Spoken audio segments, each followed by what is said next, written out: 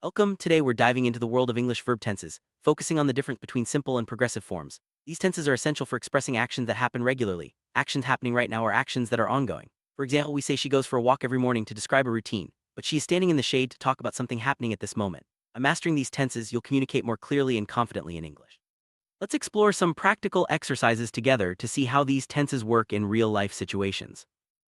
Let's look at some common sentences and choose the correct tense. For routines or facts, we use the simple tense. The old woman goes for a walk every morning. For actions happening now, we use the progressive. She is standing in the shade. Notice the difference. Another example. He owns two cars uses the simple tense because ownership is a state, not an action in progress. On the other hand, buses run every 5 minutes describes a regular schedule, so we use the simple tense again. Practicing these examples helps you recognize when to use each tense naturally. Many English learners confuse when to use simple or progressive tenses, especially with stative verbs like own, belong, or hate. For example, we say I don't hate him, not I am not hating him. Similarly, that house belongs to my grandfather is correct, not is belonging. Remember, stative verbs usually don't take the progressive form. Also, for actions completed in the past, use the simple past, I heard the bell ring. By practicing these distinctions, you'll avoid common mistakes and improve your fluency. Keep these tips in mind as you continue learning.